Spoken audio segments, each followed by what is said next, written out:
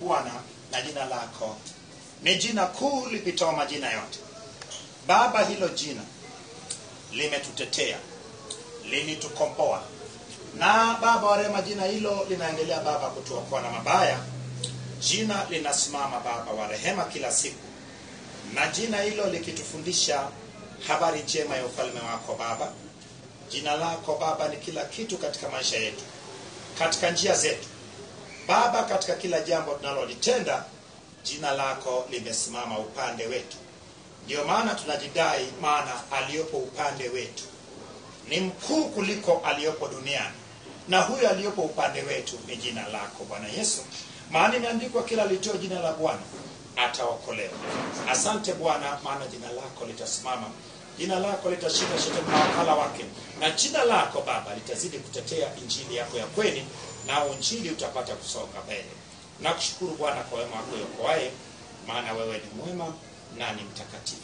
Asante sana Mnazarai kwa ajili ya kazi njema uliyetenda kwa ajili yetu, hata ukauchukua dhambi za ulimwengu na ukaleta ukombozi, na wote wanayekuamini Baba hawapotei bali wanakuwa na uzima wa milele.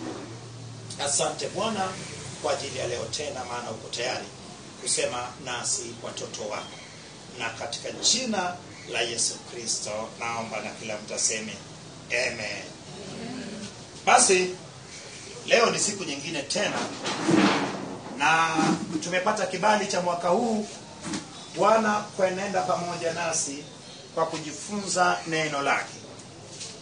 Mwaka huu ulipoanza, tulianza tarehe 1 kwanza kupitia kwenye kitabu cha Mwanzo sura ya 1, lakini tukaenenda mpaka leo hii. Leo tunaingia kwenye kitabu cha Tito. Ni kweli na amina, sio kwa uweza wetu bali ni kwa uweza wa Roho Mtakatifu. Bila shaka mimi, Mungu amenifundisha mengi sana mwaka huu kwa kupitia Biblia chini ya mwongozo wake, na sitakupoteza muda, nataka niende moja kwa moja. Tito, mara nyingi sana tuliona katika nyaraka akitajwa Tito. Kiingereza ni Titus. Tito alikuwa ni moja kati ya watoto wake Paulo wa kiroho, ina maana wanafunzi wake. Lakini cha ajabu, kwenye kitabu cha Matendo ya Mitume jina lake Tito halijatajwa, lakini katika nyaraka zile, nyaraka ya Wakorintho, ametajwa Tito, na ametajwa hata katika matukio ambayo ukirudi nyuma unayakuta ya kuwa yapo kule katika Matendo ya Mitume. So kinachokushangaza ya kuwa kwa nini huyu Luka ama tabibu Luka aliyeandika kitabu cha Matendo ya Mitume, kwa nini akutaja jina la Tito? Tito alikuwa mtu sio mchezo. Pamoja na nafasi ya Timotheo, lakini katika zile kazi tata, maeneo tata, alitumwa mtu anayeitwa Tito na Paulo. Ndio maana mara nyingi Paulo alipokuwa na mkosa Tito, Paulo alikuwa na hamaki. Tuliona katika kitabu cha Wakorintho wa pili ya kuwa Paulo alimtuma Tito na ile barua kali ambayo nilikwambia ilikuwa ndio waraka wa 3 baada ya waraka wa pili kupotea. Ile waraka iliyokuwa kali baada ya waraka wa kwanza kutoleta matokeo mazuri na kuvamiwa na wale walimu ambao walikuwa walimu kutoka. Na bila shaka kule palikuwa ni utata mtupu, lakini Paulo akamtuma pereke ule waraka wa 3. Na alipopeleka ule waraka ambao ilikuja kujumuisha na waraka wa 4 na kutengeneza katika Biblia waraka wa pili, alipokwenda kule aliweza kupata matokeo mazuri. lakini tukaona ya kuwa pia Paulo alikuwa anamtuma Tito, ndiye alikuwa anasimamia ile shughuli ya ukusanyaji fedha kwa ajili ya kusaidia kanisa la Yerusalemu. So aliyekuwa yuko katika idara ya fedha alikuwa ni Tito. Watu wa Mungu, kuna kitu kilichojificha kwenye Tito. Nilipokuwa najaribu kuanza kwa nini matukio yale yote paka ya Listria, paka ya kule Antiokia, yote yapo kwenye kitabu cha Matendo. Lakini kwa nini kitabu cha Matendo asitajwe jina Tito? Nisikilize kwa makini. Tito alikuwa ni kaka yake yule aliyeandika kitabu cha Matendo ya Mitume, Dr. Luka. Nasema mara ya pili, Tito alikuwa ni kaka yake Dr. Luka. Nasema mara ya tatu na ya mwisho, Tito alikuwa ni kaka yake yule aliyeandika kitabu cha Matendo ya Mitume. Utashangaa kwa nini haijaandikwa jina lake katika matukio, wakati imeandikwa ya kuwa katika kitabu cha Wagalatia hata kuokoka kwake, ya kuwa Paulo katika zile miaka 17 Paulo alipoenda kujieleza kule Yerusalemu alikuwa na Tito, ingawa Tito akutairiwa kwa sababu alikuwa ni wa mataifa. Hata alipokuwa anakamatwa kule na kuenda kufikishwa kule Rumi alikuwa na Tito. So Paulo tumeona hata katika kitabu cha jana wa Timotheo wa pili, Paulo akimwambia Tito ya kuwa atafanya nini. Alimtuma kule katika sasa hivi Yugoslavia, taona ni nchi gani. Lakini kwenye kitabu cha Tito tunaona pia kuwa ninamtuma Atema pamoja na nani na Apolo. Watakapokuja huko basi uwaache, lakini wewe uje haraka Rumi. Alitaka sana awe karibu, Paulo awe karibu na Tito pamoja na Timotheo. Lakini Timotheo, maana alikuwa bado ni bwana mdogo, alikuwa bado ni kaogaoga. Lakini zile nyaraka alizoandikiwa kidogo yalimtia nguvu. Tito akawa ni mmoja kati watendakazi wakuu pamoja na Paulo. Na hatimaye kwa ajili ya uaminifu na utendaji wa kazi pamoja na Paulo, hatimaye vikapatikana vitabu vilivyoandikwa katika majina yao.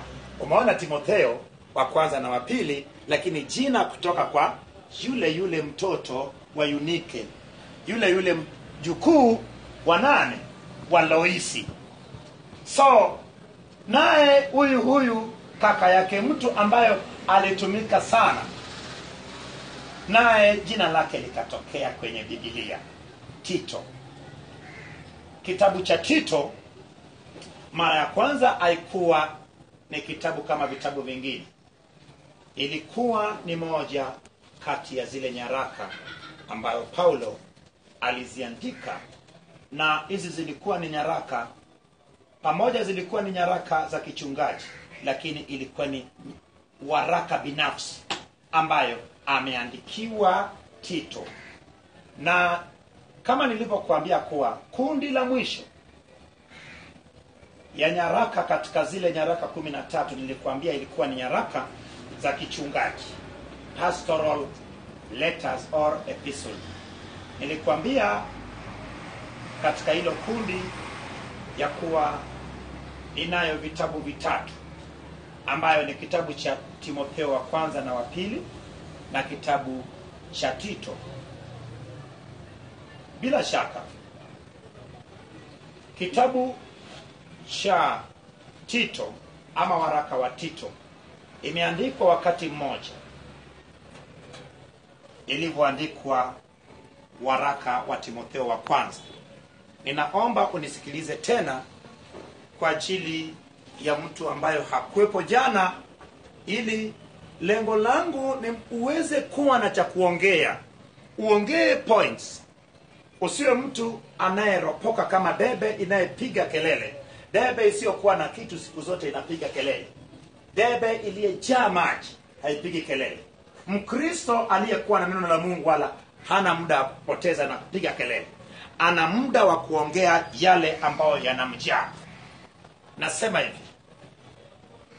Unaposoma kitabu cha Matendo ya Mitume, unaposoma mpaka 28, inaishia pale ambapo Paulo anakuwepo gerezani. Lakini katika kifungo hipi? Katika kifungo cha kwanza, Rumi alifungwa mara 2. Alifungwa mara ya kwanza miaka 2, akaachwa huru, lakini katika utawala wa Kaisarea Nero. Lakini alipoachwa huru, kitabu cha Matendo ya Mitume haijaelezea kilichoendelea pale alipotokea akaachwa huru.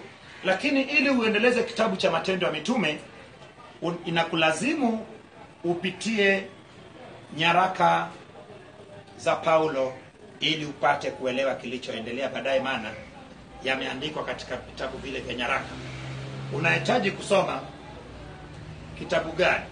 Unahitaji kusoma kitabu cha Timotheo wa kwanza, kitabu cha Tito na kitabu cha Timotheo wa pili. Ingawa kwenye Biblia ilitakiwa Timotheo wa kwanza alafu ifuate kitabu cha Tito ndipo ifuate Timotheo wa pili, lakini iliwekwa tu, Biblia iliwekwa katika jinsi matukio yalipotokea, bali Biblia imechanganywa tu. Lakini bila shaka hiyo ni kazi ya Roho Mtakatifu. Mwakani tutaona kama tutaweza kupanga Biblia katika misingi ya jinsi matukio yalivyofanya nini, yalipotokea. Uwezo huo Roho Mtakatifu nao. Sasa Paulo alipoachwa huru, kama tulivyoona ya kuwa lengo lake ilikuwa ni apande aende Yerusalemu na abebe aondoke na pia wawakilishi wa makanisa ambao yalichanga mchango ule uliyetakiwa kuwafikishia wale wahanga wa matatizo kule Yerusalemu. Paulo alienda ile safari yake, na bila shaka alipofika Yerusalemu akatoa ule mchango, akamkabidhi kiongozi wa kanisa la Yerusalemu aliyekuwa ni mdogo wake Kristo anayeitwa Yakobo. Lakini bado mambo yakabadilika. Yakobo akamwonya kuwa uwe makini sana, maana watu wanakutafuta wapate kukuangamiza, na marafiki zake wengine wakamwambia, lakini Paulo hakujali. Lakini kitendo cha kuwa na watu kama Tito, watu wa mataifa ambao hawajatahiriwa, alipoonekana naye wakamzushia ya kuwa Paulo ati alimuingiza Myunani katika hekalu. Maana hebu pata picha kwa Wayunani hawakuruhusiwa kuingia ndani ya hekalu. Walikuwa na sehemu yao iliyoitwa Gentile court. Ina maana sehemu ya nje ambao walikuwa nakaa nje. Ni Wayahudi tu walikuwa wanaruhusiwa kuingia ndani ya hekalu lile. Hebu pata picha watu wa Mungu jinsi Wayahudi walivyokuwa. Walikuwa wanajiona kama wao ndio wao. Usijione kama wewe ndio wewe. Watu wa Mungu, yule aliyetufanya alitufanya kwa upendeleo na kwa sura na kwa mfano wake. Wayahudi ni watoto wa Adamu.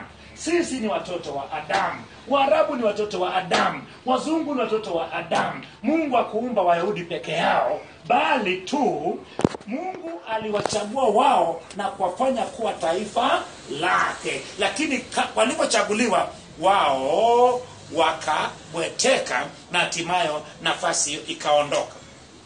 Akakamata Paulo wakimsingizia. Hatimaye Paulo anakaa pale gerezani, lakini wakipanga kumuua. Anapelekwa wapi? Anapelekwa kule katika gereza ya Kaisarea. Lakini Feliki, maana hakutaka kumfungua, lakini alistahili Paulo kufunguliwa, akamwacha kakaa pale miaka 2 pale katika gereza ya Kaisarea. Lakini walipomsikiliza yeye na yule Herode Antipas wa pili, Paulo ikawa amekata rufaa. Na ukikata rufaa ina maana ulikuwa unakuwa na uraia wa Rumi, na hiyo ilitoa nafasi ya wewe kusafiri kwenda hadi Rumi na kesi yako kuamuliwa na Kaisarea mwenyewe. So Feliki akasema ya kuwa huyu mtu asingekata rufaa tungemfungua tumweke ache huru, lakini maana amekata rufaa basi inabidi asafirishwe pelekwe Rumi. Rumi nayo akakaa miaka 2 pasipo kusikilizwa wala kuamuliwa kesi yake, lakini baadaye aliachwa huru. Alipoachwa huru sasa akafikisha hatima yake ya kwenda kule Hispania katika ile safari yake ya mwisho. Alipotoka kule sasa akaamua apitie tena makanisa ambayo aliyafungua. Ndipo sasa akapitia katika kisiwa cha Krete, na alipopita katika kisiwa cha Krete ambao hii kisiwa cha Krete ni kusini wa magharibi wa Asia ndogo katika ile bahari ya kati. Ni kisima katika bahari ya kati. Na walipofika pale bila shaka alikuwa na lile jopo lake. Timotheo ndani ya nyumba, Tito ndani ya nyumba, na mdogo wake pia Tito aliyeitwa tabibu Luka naye alikuwepo, na wengine wengi wa kina Dema. Lakini alipofika katika eneo la Krete ilikuwa nimebeba watu waongo na watu wagumu. Tutaona kwenye waraka huo muda sio mrefu, wakati Paulo anamwambia Tito kuhusu ugumu wa mioyo ya watu wa Krete. So kwa ugumu ule asingeacha mtu mwingine, ndio maana aliacha yule msuluhishaji wa mambo magumu. Kumbuka mambo magumu kama ya kule kule Korintho aliweza kusuluhisha Tito. So watu wa Mungu, hata swala la mchango ambao ina mvutano mkubwa aliweza kusimamia vizuri Tito. So akaamua ya kuwa Paulo akakaa pale Krete kwa muda mfupi akijaribu kuweka sawa makanisa yale ambao walikuwa wameshayafungua. Lakini kilichofuata, maana alitaka kuendelea na safari, akaamua amwache Tito, lakini kwa lengo ya kuwa Tito anayaweka sawa tu, lakini baadaye atamfuata. Kama tutakapoona kwenye kitabu cha Tito ya kuwa baadaye alituma Atema pamoja na Apolo ili waende kule, lakini wachukue nafasi yake. Na ndipo katika ule waraka wa Tito amejaribu kuandika jinsi ya kuchagua askofu, jinsi ya kuchagua wazee wa kanisa. Ina maana ilitakiwa Tito aweke sawa eneo la Krete na yale makanisa na kuchagua viongozi. Bwana Yesu asifiwe. Amen. Waraka huo nimekuambia umeandikwa wakati moja uliandikwa waraka wa Timotheo wa kwanza. Nilikwambia Timotheo wa kwanza uliandikwa katika ule mwaka wa 64 kuelekea 65. Na kumbuka ya kuwa iliandikwaje. Alipowekwa achwa pale Tito Krete, basi safari ikaendelea. Paulo akaenda mpaka Efeso. Alipofika Efeso inamlazimu amwache Timotheo pale, kama tulivyoona kwenye Timotheo wa kwanza na wa pili. Amina. Kilichofuata, alipotoka pale akaamua apite Korintho na akaishia Makedonia alikokuwa napenda sana. Palikuwa na makanisa aliyekuwa anamhudumia yaliyekuwa amepokea mafundisho mazuri. Nilikwambia Makedonia palikuwa na makanisa mawili katika miji miwili ambayo ni miji ya Filipi na miji ya Thessalonika. Bwana Yesu asifiwe. So alipokuwa kule ndipo sasa akaandika waraka wa Timotheo wa kwanza na waraka wa Tito. Ameziandika kwa wakati moja, na hata ukiziangalia utaona kama zinaendana vile, lakini ile ya Timotheo kidogo ilikuwa na mambo ya kumtia mtu moyo na kumwambia awe jasiri na kadhalika. Lakini katika hii barua ya Tito hakuna kuambia mtu uwe jasiri nini ama kuinuliwa juu. Bila shaka pale waraka ulikuwa ni kwa mtu ambaye amekoma, mtu ambaye yuko vizuri kiroho. Bwana Yesu asifiwe. Inayo sura 3. Na kama nilivyokuambia ni kwenye Biblia ni kitabu cha 56. Ina maana mpaka leo tunakuwa tumebakisha vitabu 10. Vitabu vilivyobaki ni kitabu cha Filemoni, kitabu cha Waebrania, Yakobo, waraka wa kwanza na wa pili wa Petro, waraka wa kwanza, wa pili na wa tatu wa Yohana, waraka wa Yuda na Ufunuo. Bwana Yesu asifiwe. Kwa neema ya Mungu tunaendelea vizuri. Sasa ningependa moja kwa moja tuende katika kitabu cha Tito tuione. Lengo ilikuwa ni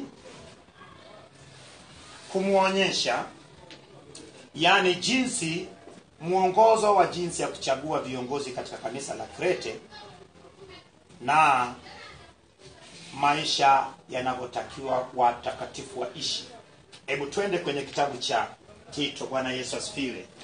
Twende kwenye Tito sura ya kwanza, alafu uwe makini uone kinachofanana na kilichokuwa tofauti kwenye kitabu cha Tito pamoja na kitabu cha nani?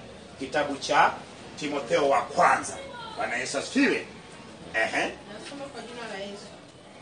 Paulo, mtumwa wa Mungu na mtume wa Yesu Kristo, kwa ajili ya imani ya wateule wa Mungu na ujuzi wa kweli ile iletayo utauwa katika tumaini la uzima milele, ambao Mungu asiyeweza kusema uongo aliwaahidi tangu milele, akalifunua neno lake kwa majira yake katika ule ujumbe niliowekewa amana mimi kwa amri ya Mwokozi wetu Mungu.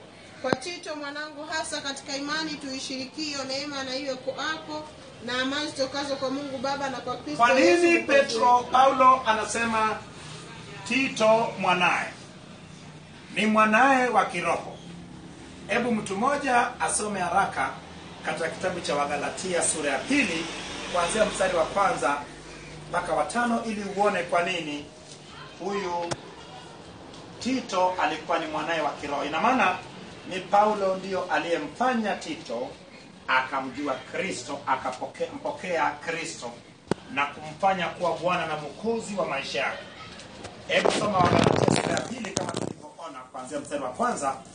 Aliyepata na kusoma asome haraka. Aliandikwa, kisha baada ya miaka 14 nalipanda tena kwenda Yerusalemu pamoja na Barnaba, nikamchukua na Tito pamoja nami. Akamchukua na nani?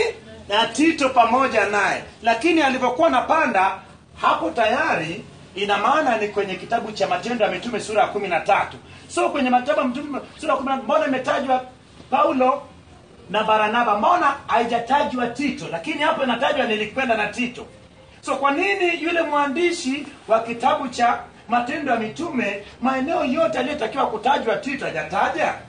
Nikaanza kufanya utafiti ndio nikagundua ya kuwa Tito alikuwa ni kaka yake Luka. Bwana Yesu asifiwe. Endelea. Nami nalikwenda kwa kuwa nalifunuliwa nikawaeleza injili nihubiriwa katika mataifa, lakini kwa faragha kwa hao walio wenye sifa. Sio labda napiga mbio bure au napiga mbio bure.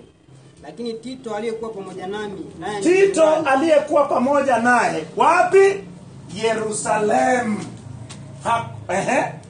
Naye ni Myunani, hakulazimishwa kutahiriwa. Hebu nikuulize, Luka alikuwa ni mnani? Sio Myunani? Bila shaka hiyo inakupa picha ya kuwa haya ninayesema ni ya kweli, ya kuwa Tito alikuwa ni kaka yake Luka, na yawezekana hiyo ndio ilipelekea Luka kutotaja jina lake kwenye kitabu cha Matendo ya Mitume ili ije itajwe na waandishi wengine. Bwana Yesu asifiwe. Hebu tuendelee hapo, imetosha, mtu atasoma mwenyewe aone zaidi. Nitaka tu nikuhakikishia kuwa haya nayasema ni kweli. Twende mstari wa 5. Kwa sababu hii nalikuacha Krete ili watengeneze yaliyofunguka na kuweka wazee katika kila mji kama. Umeona lengo kama nilivyokuambia kuwa kuweka wazee katika kila mji, ina maana kila kanisa. So kazi hiyo ilikuwa ni ayakamilishe yale ambao Paulo alianza pale, aliyeendelea kuyaweka sawa waliporudi mara ya mwisho, na kazi yake ilikuwa ni kukamilisha, kuchagua viongozi, kuyaweka sawa. Baada ya hapo alitakiwa naye amfate Paulo kule ambako alitakiwa aende akapumzike wakati ule wa baridi. Hebu twende mstari wa 6.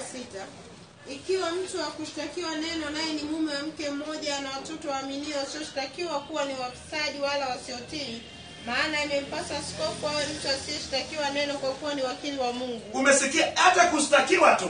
Ukiona askofu unaanza kushtakiwa kwenye vyombo vya habari, unastakiwa serikalini na mahakamani, anza kujiwekea question mark ya kuwa uaskofu wako haujaingiwa na doa.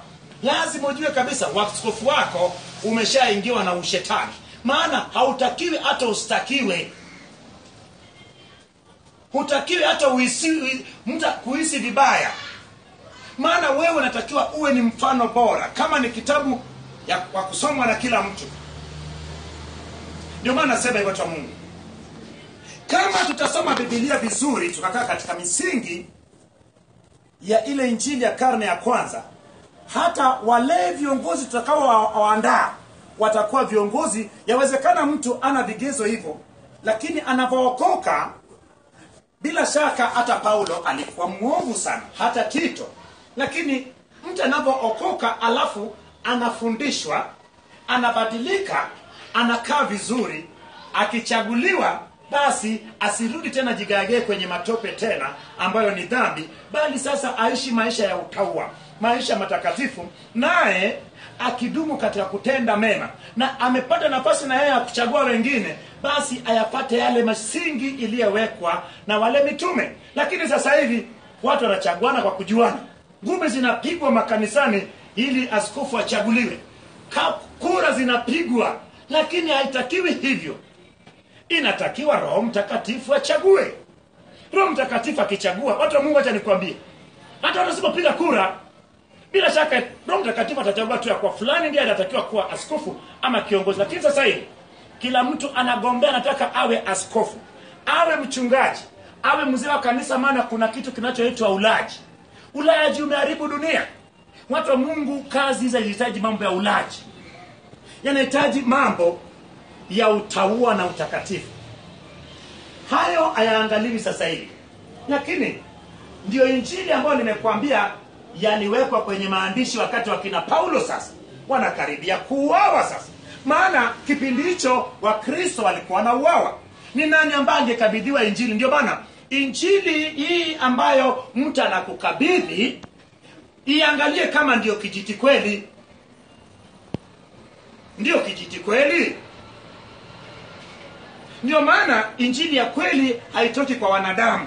Injili ya kweli lazima turudi kwenye Biblia. Maana Mungu alivyoona ya kuwa sasa hakuna mtu atakayesimama na injili tena, ndio maana Mungu akamrisha wale mitume ambao walikuwa sasa umri umekwenda, wanakaribia kufa, wakaiweka kwenye maandishi. Lakini shetani amepofusha macho ya watu wasisome.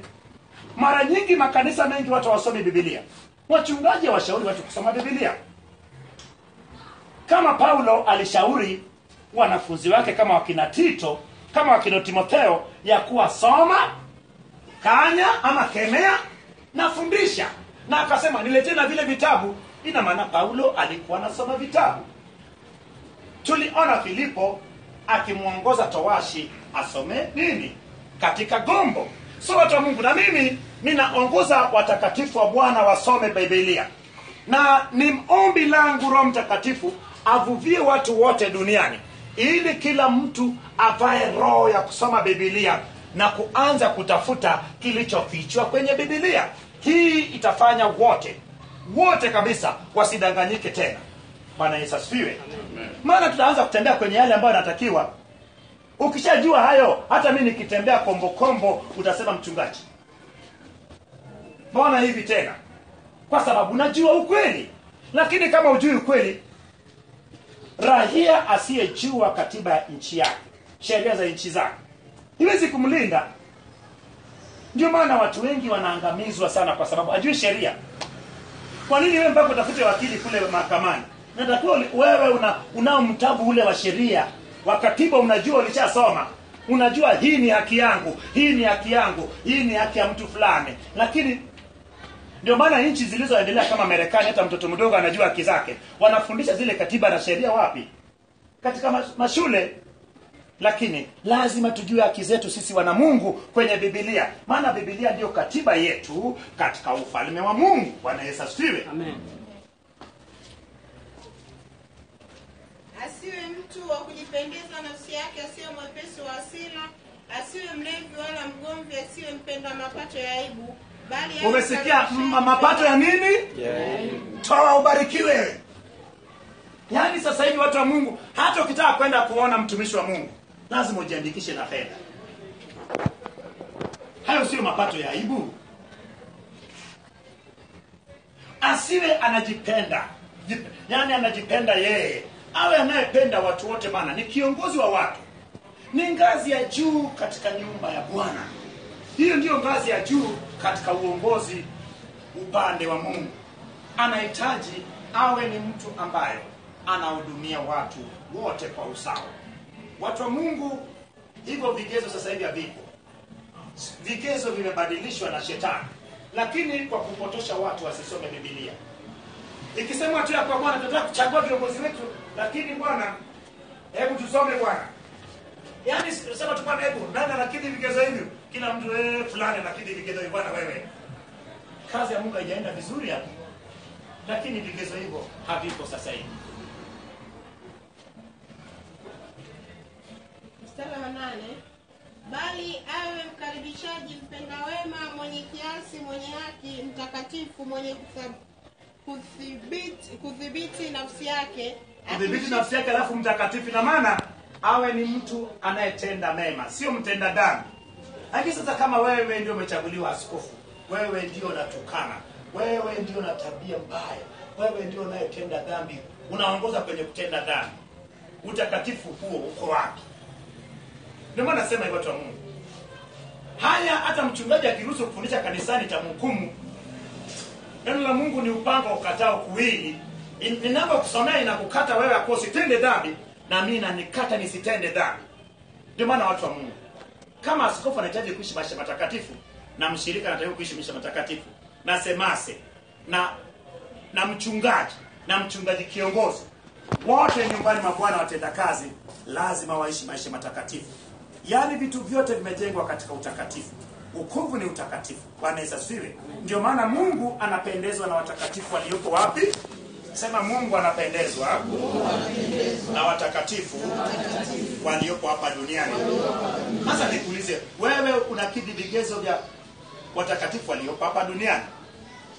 Je, tukisema ya kuwa wanayekidhi vigezo vya watakatifu ama utakatifu, unaweza kusimama juu? Ndio maana watu wa Mungu, lazima utazame nafsi yako, roho na mwili wako. Matendo yako lazima utazame mara mbili. Tabia zako, njia zako. Watu wa Mungu, kama mimi kuna kitu kitakachonizuia kwenda mbinguni, basi jambo hilo huwa mimi najaribu naitoa kabisa. Kuna wakati mwingine wewe uko vizuri, lakini watu wengine ndio naye kufanya utende dhambi. Watu wa Mungu, tuvae utayari wa kutaka kwenda mbinguni. Usipokuwa nayo, unapoteza wakati wako kwenye wokovu. Lakini wokovu ni nyepesi sana kwa watu wanaosoma Biblia. Ukisoma Biblia, it is very easy. Akilishika lile neno la imani vile vile kama alivyofundishwa, apate kuweza kuwaonya watu kwa mafundisho yenye uzima na kuwashinda wenye kupinga. Umeona? Apate kufanya nini? Kuyashika yale aliyofundishwa. Sasa hivi unafundishwa injili ya kweli. Imetokea wewe umechaguliwa kuwa kiongozi. Haya unayefundisha Biblia, yani neno takatifu, uyashike haya. Haya unayefundishwa ya kweli, uyashike, nawe uhakikishe uje ufundishe. Na maana kumbe inatakiwa awe na mwalimu anayejua kufundisha vizuri. Watu wa Mungu, kila mtu afae roho ya kufundisha. Nadhani tunahitaji sisi wote tufae, tukidhi vigezo hivyo.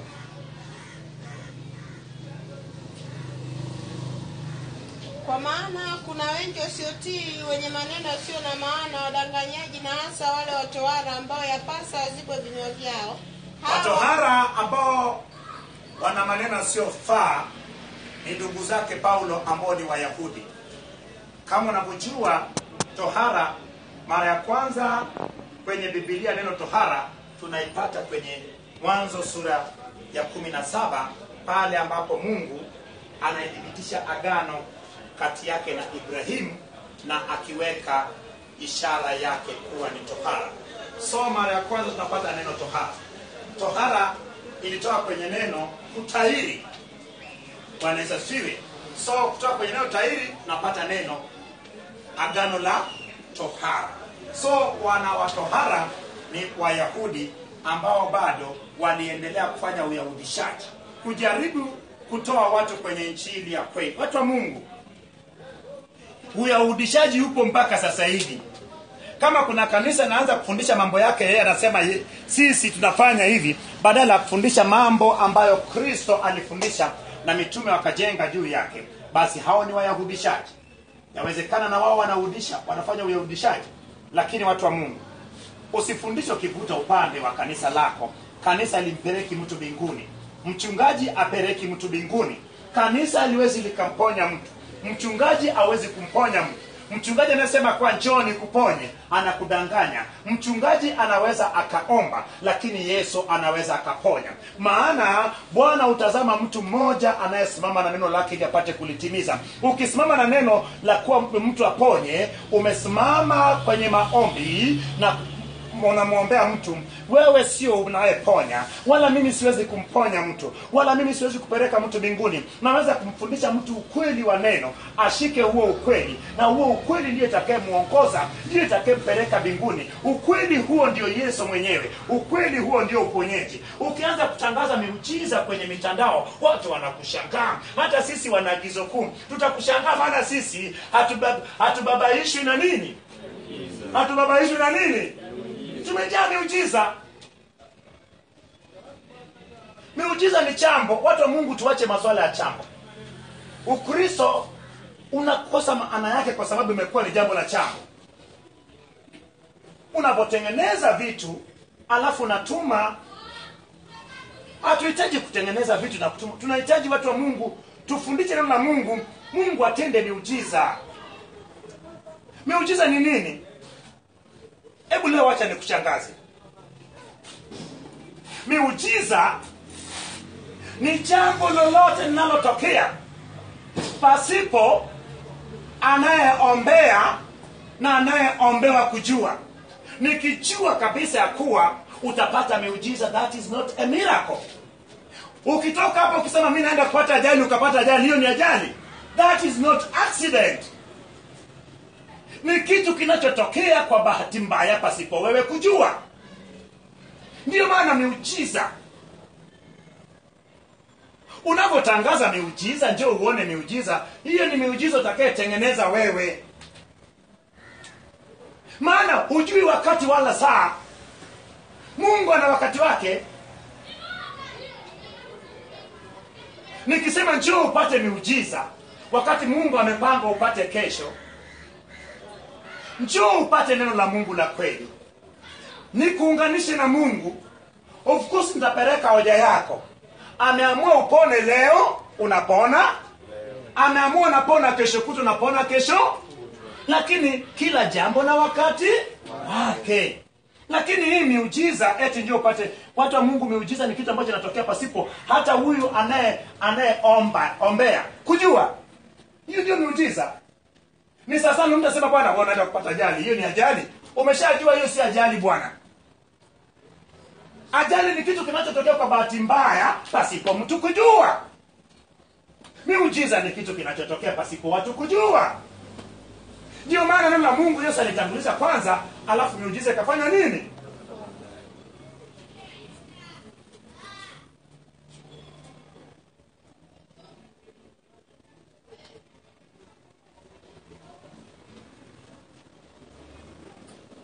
Hebu tuende mchungaji. Hao wanapindua watu wa nyumba nzima wakifundisha usiowapasa kwa ajili ya mapato ya aibu. Umeona wanapindua nini? Nyumba nzima. Kuna nyumba nyingi ambao zimepinduliwa kwa mafundisho yasiyostahili. Lakini lengo lao ni watu wawe wengi ili wapate mapato ya aibu. Ukishawaza kuhusu watu wengi kanisani pasipo kuwaza watu wengi kwenda mbinguni, basi umeshawaza kuhusu mapato. Na haya yanakuwa ni mapato ya nini? Ya aibu. Ndio maana nasema hivi watu wa Mungu. Neno la Mungu sasa hivi imekuwa kama matangazo, kama biashara. Ukisikia ibada zinazotangazwa utashangaa. ni kama biashara. Maneno yanayoongelewa utachoka. Nasema hivyo watu wa Mungu, hebu tuweke akili zetu kwenye neno la Mungu la kweli. Unavujua kitabu cha Tito ya kuwa kitabu cha 56 aliandikiwa Tito. Mwongozo wa Tito, kitabu cha Tito ama waraka wa Tito, ni jinsi ya kuchagua askofu, mzee wa kanisa ama kiongozi mwingine katika kanisa, na maadili mema katika nini? Katika mtenda kazi. So unaweza hata kumcancel mtu kwa kwenda naye kwenye kitabu cha nini? Kitabu cha Timotheo cha Tito, alafu ukasoma naye, alafu ukajenga pale. Lakini sasa ni nani anayefundisha? Nani aliwahi kufundishwa kitabu cha Tito akaelewa vizuri kabisa kama sasa hivi Bwana anavyotufundisha nione? Lakini wengine tunaokoka miaka mingi, tumekuwa kwenye wokovu. Hatuwezi tukajua kitabu cha Tito tukisoma mstari mmoja, tusipokujua kitabu cha Tito imeandikwa wapi na lengo mama ya kuandika kitabu cha Tito. Ni maana nasema hivi, hii ni saa ya dunia kujua Biblia. Hii ni saa ya sisi kurudisha ile injili iliyobaki kwenye karne ya kwanza, tuilete kwenye karne ya 21. Bwana Yesu asifiwe. Twende. Mtu wa kwao nabii wao mwenyewe amesema, Wakrete ni waongo siku zote, hayawani wabaya. Umesikia? Anamuonya sasa Tito ya kuwa mtu wa kwao aliwahi kutabiri na kusema kuwa ni waongo, alafu ni watu wabaya. Ujiadhari nao. Kama Wakristo walikuwa wabaya, je, sasa hivi dunia ndio sasa hivi imekaa vibaya? Mafundisho yasiyostahili. Kama ni mambo ya mabaya sasa hivi ni nje. Watu wanawaza mabaya, wanawaza mapato. Ndio maana nasema hivyo kwa Mungu. Tuliyepata neema ya kujifunza, tujifunze kwa bidii. Neno la Mungu libadilishe maisha yetu. Kama neno la Mungu linaweza kubadilisha, nini tutakachokubadilisha? Ushuhuda huo ni kweli, kwa sababu hiyo wakemee kwa ukali ili wapate kuwa wazima katika imani. Umesikia? Ushuhuda huo Paulo anamhakikishia Tito kwa ni kweli, awakemee. Kumbe mimi ninapokemea mtu aliyotenda mabaya, mimi siendi kinyume. Kumbe ninaidumisha waraka ule wa Tito ambao Paulo alimwandikia Tito. Mkemee, lakini katika msingi wa neno la Mungu. Usimkemee huku unamtukana, unamvunjia heshima, unamwaibisha. Hapana. Mkemee lakini katika msingi wa neno la Mungu, ili na wengine wafanye nini? Wajifunze. Tuliona kwenye kitabu kile cha Timotheo ya kuwa na hao wadumuo kutenda maovu na uwakanye mbele ya watu ili wafanye nini? Wengine waogope. Kumbe kukemea na kukanya ni sehemu ya nini? Ya injili. Wasisikilize hadithi za Kiyahudi wala maagizo ya watu wajiepushao na yaliyo kweli. Vitu vyote ni safi kwa hao walio safi, lakini hakuna kilicho safi kwa walio wanajisi, wasioamini, bali akili zao zimekuwa najisi na nia zao pia. Wanakiri ya kwamba wanamjua Mungu, bali kwa matendo yao wanamkana. Ni wenye machukizo, waasi, wala kwa kila tendo jema vitu vyote ni visafi kwa walio safi. Kwa sababu wewe uliye msafi, hata maeneo unayotembea ni maeneo masafi. Sidhani kama wewe mtu uliye msafi utakwenda kwenye zile disco za usiku pale, eti unaenda kula pale usiku. Sidhani kama utaenda katika zile party ambao watu wanakuwa uchi. Sidhani. Lakini makutano unayekuepo ni makutano ambao ni mambo ya usafi. So bila shaka kila kitu kwako kitakuwa kisafi. Hata ongea yako itakuwa kisafi. Hata utendaji wako utakuwa ni usafi. Ni kwa sababu wewe ni nuru na huwezi kuchangamana na giza hata siku moja. Kwa wao bila shaka mambo ya usafi kwao ni najisi. Ndio maana kwa sisi kila kitu kwenye maisha kitakuwa ni safi, kwa sababu mabaya yatakukimbia. Watu Mungu ukiamua kuongea ukweli, waongo mimi kwa nini watu wananikimbia? Ukija kuletea habari za mtu unachofanya na kuambia hebu mlete hapa. Kama ulikuwa unaleta uongo unakimbia. kata mzizi wa fitina unaikataje? Mtu amekuletea taarifa za mtu, mwambie bwana vizuri, umefanya vizuri, lakini mimi nataka huyo mtu apone.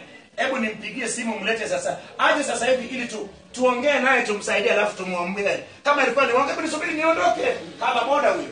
So hiyo ni njia ya kufanya nini? Kwa kata kidomodomo waongo, wanafiki, wasengenyaji. Mwambie umefanya vizuri kuleta taarifa, lakini hebu wacha nimuite sasa hivi ili angalau tumkanye kwa pamoja, alafu tuombe kwa ajili yake. Kama alikuwa ni uzushi, je, hajakula boda? Anakula boda. So watu wa Mungu, ishi maisha matakatifu, dhambi itakukimbia. Maana dhambi nayo maeneo yake. Kuna eneo ukienda lazima utende dhambi, maana kinachoongelewa katika eneo hilo ni dhambi.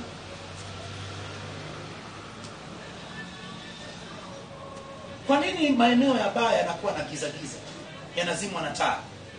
Hame nawekwa zile taa ambao ni giza. Kuna utawala wa giza huko. Kanisani huwezi kuweka giza hivyo, lazima taa ziwake. Hata kila sehemu yenye giza, hizo mambo yanayoongelewa huko, mambo ya kigiza giza. Ndio maana watu wa Mungu, bila shaka naamini tukimaliza nyaraka hizi, mtu mmoja tabia yake itakuwa imebadilika, atakuwa anaishi maisha yanayempendeza Mungu, ili siku moja sio mimi, sio wewe, bali wote tukutane, tuende tumlaki Kristo na tuende mbinguni. Bwana Yesu asifiwe. Sura ya 2. Lakini wewe nena mambo yapasayo mafundisho yenye uzima, ya kwamba wazee wawe wenye kiasi, wastahilifu, wenye busara, wazima katika imani na katika upendo na bado anaendelea kuongea kuhusu hao viongozi wazee. Inawezekana Biblia nyingine imeandika wazee, Biblia nyingine imeandika maaskofu, lakini kumbuka ya kuwa ndio hao wachungaji, ndio hao wachungaji wakuu, ndio hao viongozi katika kanisa. Bwana Yesu asifiwe. So anaendelea kusisitiza wanatakiwa wawe na tabia gani. Lakini bila shaka kwa sasa hivi tunahitajika wote tuwe na hizo tabia, maana kazi tumekabidhiwa wote. Kazi ya kufanya uinjilisti ni kazi ya kila moja. Kazi ya kupeleka injili ni kazi ya kila mshirika. Kazi ya kuombea watu, washirika wakijua neno la Mungu na kukaa vizuri. Haijaandikwa kuwa wachungaji ndio wameijiza tutapatana nao. Imeandikwa wote waaminio mambo hayo, na ishara zote hizo zitafanya nini? Zitafuatana. Ndio maana wewe unatakiwa uombee mtu. Kila muumini akiombea mtu, basi ishara iwe ni sehemu ya maisha yake. Lakini sasa hivi mchungaji hataki akupe nafasi uonekane, maana hajakufundisha cha kueleweka, yeye ndio kila kitu. Lakini tukifundisha watu ukweli, yawezekana kesho mimi nisiwepo, lakini kile ulichofundishwa na wewe upate nafasi ya kufundisha mwingine. Ina maana umepokea kijiti kutoka kwako, ama tumepokea kijiti kutoka kwa wengine, na kijiti hicho na sisi tupeleke jinsi ilivyo. Unapopokea kijiti uhitaji kutafuta kijiti kingine. Lakini kinachofanyika kwenye injili, kijiti ambacho ni injili ya kweli, hasa hivi imewekwa kijiti kingine ambacho kinafanana, lakini sio. Unavyoona ngano na gugu huwezi kutofautisha. Ndio maana injili na injili sio kwa ya kweli. Kama usiposoma Biblia na kuelewa, huwezi kuielewa. Ndio maana watu wengi sana wanafundisha mapokeo zao, wanafundisha kitu kinachoitwa ufunuo binafsi ambao ipo kwenye Biblia. Na unapofundisha ufunuo wako lazima iwe na sio mstari mmoja ama eneo moja kwenye kitabu kimoja. Iwe na maeneo 3, 4, maana kwa vinywa viwili ama kwa maandiko 2 na 3 na kuendelea, neno limefanya nini? Limethibitika. Lakini sasa hivi ufunuo ni Yesu. Hata kama una ufunuo, lakini ufunuo ni nani kwa jumla? Ni Yesu. Maana Agano Jipya ni Yesu. Kama ufunuo wako haiwezi kuongelea habari za Yesu na kazi aliyefanya na mambo aliyofundisha na kuwafundisha watu nao waishi, basi ufunuo unapeleka watu mbinguni. Ni ufunuo wa shetani. Mstari wa 3.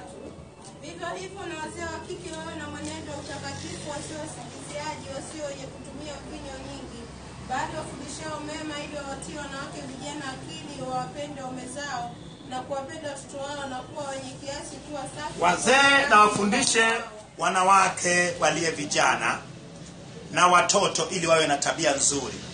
Bila shaka watu wa Mungu, watu wanahitaji kufundishwa hata katika eneo la tabia. Wazee ama viongozi wanahitaji kufundisha tabia, jinsi watu waishi, vijana wa kiume na wa kike. Watu wengi wanatenda makosa kwa sababu wanakosa mafundisho, yamepungua.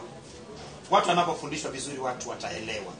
So bila shaka tutakapojifunza, lengo na sisi tufundishe wengine. Utamfundisha nini kama huna cha kumfundisha? Ndio maana tukazane kujifunza. Bwana Yesu asifiwe. Kuwa wema, kuwatii waume zao, ili neno la Mungu lisitukanwe. Umesikia? Wanawake watii waume zao ili neno. Kuna wakati mwingine sisi wenyewe tumefanya neno la Mungu litukane. Kwa sababu wewe ni mchungaji ama wewe umeokoka, lakini wewe ndio umebeba jina baya katika eneo unaloishi. Kama anayefanya uzinzi, wewe ndio unayeongoza. Anayefundisha mambo yasiyofaa, wewe ndio unaongoza. So tumefanya watu Kristo waache kufanya jina la Yesu itukane. Kwa nini tufanye jina litukanwe la Bwana? Tunafundisha mafundisho ya kupata mapato.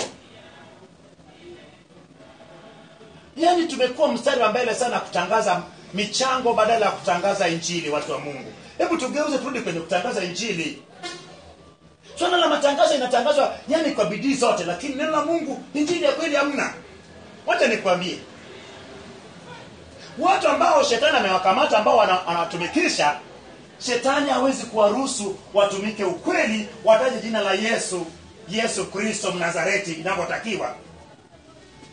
Shetani hawezi kukuruhusu. Ndio maana kipimo chetu, kila mtu nataje jina la Yesu inapotakiwa, na injili ya kweli, na akemee dhambi, na aishi maisha matakatifu. Tutajua kabisa wewe unatupeleka mbinguni. Lakini wewe unatufunika huku, matendo yako tunayajua. Hatuwezi tukakufuata tukaende mbinguni. Bwana Yesu asifiwe. Amen. Na kama kuna kitu ambacho mimi nanyoshia kidole ni dhambi. Ogopa dhambi kama ukoma. Dhambi ni mbaya.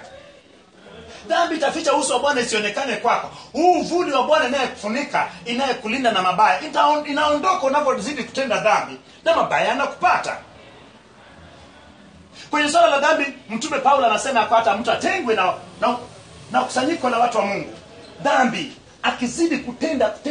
Kwa nini? Asije akaambukiza wengine nini? Dhambi. Hata uongo. Mimi natarajia kuona dunia ikianza kuongea ukweli. Maana Mungu anaweza kufanya njia kwa waongea ukweli. Dunia yote itazidi kuomba watu waongea ukweli, waanze kuchukua nchi zichukuliwe na waongea ukweli. Kinachopata nini? Ukweli ikamate dunia, ili dunia imrudie Bwana Yesu. Bwana Yesu asifiwe. Amen. Vivyo hivyo na vijana waume waonye kuwa na kiasi katika mambo yote, kujionyesha wewe mwenyewe kuwa kielelezo cha matendo mema. Yeye ndiye ajionyeshe, afundishe vijana na ajionyeshe, awe kielelezo. Watu wa Mungu, pamoja na unafundisha, lakini matendo ya fundisha kwa matendo na kwa maneno. Sio matendo na maneno kama Yesu alivyosema kwa mtawatambua kwa nini? Kwa matendo. Ndio umetufundisha tufanye hivi. Je, matendo yako wewe unatenda? Mimi nayo kufundisha natakiwa mimi ndio niwe wa kwanza kuyatenda. Kama nacho kufundisha sifanyi, basi uninyoshee kidole. Tunataka na matendo yako, sio eti Bwana, Bwana angalia ninachofundisha. Na matendo hatuwezi kutambua kwa maneno nayoongea, bali kwa matendo. Na maneno yenye uzima yasiyoweza kuhukumiwa makosa, ili yule mwenye kupinga taarike, kwa kuwa hana neno baya la kunena juu yake. Umeona sasa, maneno nayoongea iwe typically injili. Na umeona kwa nini mimi nafundisha watu undani wote? Umeona kuna siku moja mtu akaulizwa swali kuhusu kitabu cha Wakorintho, naye akamuuliza maswali ya kuwa, ndio, kabla sijakujibu lakini niambie, nani aliyeandika kitabu cha Wakorintho? Aliandikia wakina nani? Na sisi natuhusu na nini? Huyo mtu akakimbia. Ukiwa na neno la kweli, mtu hawezi kuwa na neno kwako. Lakini wewe mwenyewe hujui, alafu unalianzisha. Yesu sio mwana wa Mungu. Wewe unayesema Yesu ni mwana wa Mungu, wewe mwenyewe hujui Yesu mwana wa Mungu kivipi? So lazima ujue, uweze kueleza, uwe na neno la kweli. Injili ya kweli haina upinzani watu. Mbona mimi watu wanipingagi? Natamani sana kuona watu wanayepinga hao. Shetani anajua, asiyejua. Watu wa Mungu ili uende wakina Paulo alikuwa anashindana na watu, anahojiana na Wayahudi katika masinagogi yao. Paulo alikuwa vizuri, watu wa Mungu. Paulo alikuwa vizuri, sio mchezo. Yaani anajiana nao mpaka anakuja kwa nyosha na wapeleka wanampokea Yesu. So usilianzishe kama hujui lote. Jifunze kwanza, ndio siku uje ulianzishe.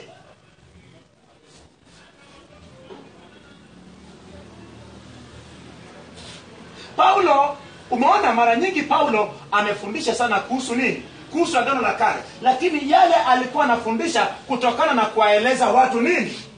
Kuwaeleza watu historia jinsi ilivyokuwa. Lakini wewe Biblia Agano la Kale hujasoma, Agano Jipya pia hujasoma. Agano Jipya umesoma mistari, kinachofuata nini? Kinachofuata sasa wewe mwenyewe unachanganya watu. Ukitoka pale utaanza kufundisha vitu vya ulimwengu wa kawaida, unosiki tu. Ukianza kufundisha kuhusu upendo, unafundisha mambo ya mapenzi. Maana hujasoma Biblia. Na kinachofanya wachungaji wasijue Biblia ni itifaki. Anachukua itifaki alafu anatazama mistari inayoongea.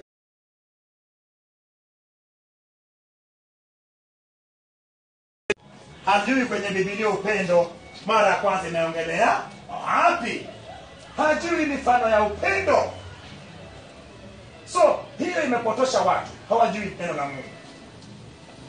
Mstari wa 9.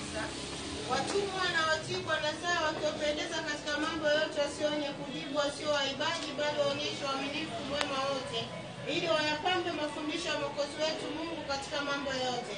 Maana neema ya Mungu waokoa wanadamu wote imefunuliwa, naye yatufundisha kukataa ubaya na tamaa za kidunia, tupate kuishi kwa kiasi na haki na utauwa katika ulimwengu huu wa sasa, tukilitazamia tumaini lenye baraka na mafunuo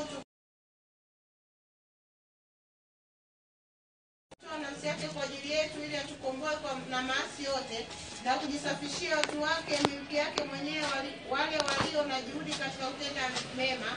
Nena maneno hayo, onya na kukaripia, na kwa mamlaka yote usikudharau mtu awaye yote. Umeona, anene na kukaripia. Watu wa Mungu, fundisha mtu ukweli. Anapotoka kwenye huo ukweli, basi kumuonya na kumkaripia inaruhusiwa. Watu wa Mungu, hata kama ni kutoa ukali, inakula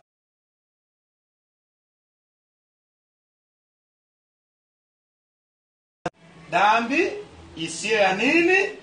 Ya mauti. Bwana Yesu asifiwe. Hebu tuendelee tuone Paulo akimwambia Tito kuhusu kutenda yaliyo mema. Wakumbushe watu kunyenyekea kwa wenye uwezo na mamlaka, na kutii na kuwa tayari kwa kila kazi njema. Wasimtukane mtu yeyote, wasio wagomvi, wao wema, wakionyesha upole wote. Je, sasa hivi matukano na ugomvi haipo katika kongamano la Bwana? Ndio maana kwenye kinywa chako isitamke maneno mabaya. Hiyo kinywa unabariki nayo, na kwenye hiyo kinywa unatukana nayo. Wala usitamke neno lolote baya, watu wa Mungu. Kinywa chako kiongea maneno yanayompa Bwana utukufu. Bwana Yesu asifiwe. Na heshima kwa wanayeongoza ama wakuu iangaliwe. Unayo boss wako, unayo yule mzee wa kijiji, mzee wa mtaa. Bila shaka heshimu watu. Unavyoheshimu watu, wewe mtu uliokoka, bila shaka na wewe utaheshimiwa. Huwezi ukaheshimiwa wewe pasipo kuheshimu. Mwingine anachaguliwa kanisani, alikuwa heshimu watu kule nje. Hata viongozi ukichaguliwa je, na wewe yale uliyepanda kutoheshimu watu na wewe uheshimiwi sasa. Lakini kuheshimu watu bila shaka na wewe Mungu atakapokutia juu watu watakuheshimu. Bwana Yesu asifiwe. Amen. Mstari wa 3. Maana hapo zamani sisi nasi tulikuwa hatuna akili, tulikuwa waasi, tumedanganywa huku tukitumikia tamaa. Paulo asahau alikotoka. Anasema na yeye na wao, ina maana yeye na Tito na wanafunzi wake wengine na wote waliookoka ya kuwa walikuwa nao wabaya. Walitenda hayo lakini walibadilishwa. Usisahau ya kuwa wewe ulikuwaga mwenye dhambi. Ndio maana usimuone mwenye dhambi, uone mwenye dhambi alafu kamdharau. Nawe ulikuwaga mwenye dhambi. Ni neema ya Mungu tu iliyokufinyanga tena ukawa kiumbe kipya. Ni vizuri tukisimama na maombi. Na jinsi ambao nuru iliangaza na sisi tukaokolewa, nuru iangaze na wengine hao waokolewe. Tusifurahi ndugu zetu wakipotea. Tusifurahi wale walio wa kwetu ama duniani kote watu wakipotea, bali hata wale wabaya tukimsihi Bwana atende miujiza wapate wokovu. Maana itakuwa ni furaha ya ajabu kama wengi tutakwenda mbinguni. Lakini kama wengi watakwenda motoni, je, haitakuwa furaha kule motoni kwao? Shetani si atashangilia kule ya kuwa ameshinda? So mimi na wewe ndio tukufanya shetani asishinde. Lakini shetani aweze tukamshinda shetani kama tufundishi injili ya kweli. Bwana injili ndiye aliyemshinda shetani ambao ni Yesu. So injili ya Yesu lazima ihubiriwe.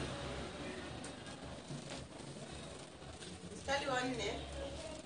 Lakini wema wake Mwokozi wetu Mungu na upendo wake kwa wanadamu ulipofunuliwa alituokoa, si kwa sababu ya matendo ya haki tuliyotenda sisi, bali kwa rehema yake, kwa kuoshwa kwa kuzaliwa kwa pili na kufanywa upya na Roho Mtakatifu, ambaye tumwagia kwa wingi kwa njia ya Yesu Kristo Mwokozi wetu. Anakumbushia wokovu ni kwa neema.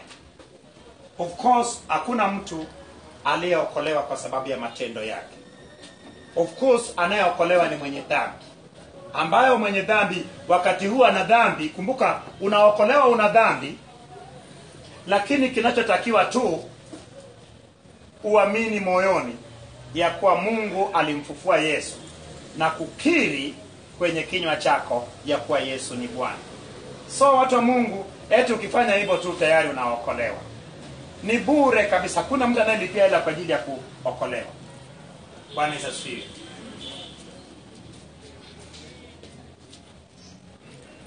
Mstari wa 7.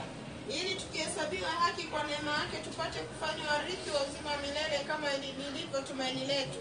Ni neno la kuaminiwa, na mambo hayo wanataka uyanene kwa nguvu, ili wale waliomwamini Mungu wakumbuke kudumu katika matendo mema. Hayo ni mazuri, tena yana faida kwa wanadamu. Wadumu katika matendo mema. Nani? Ni watu wote ambao ndio wale ambao alitaka kuwachagua kuwa ni wazee pamoja na kuwa ni maaskofu na viongozi wengine. Wadumu kwenye kutenda mema, lakini na washirika pia. Viongozi wakianza kutenda mema, bila shaka wanayewaongoza watawafatisha tu na kuyatenda mema. Bwana Yesu asifiwe. Amen. Mstari wa 9.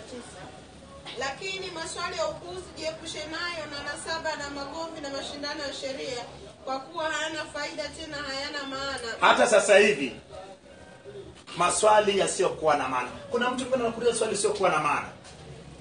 Epukana na maswali hayo. Magomvi, mabishano.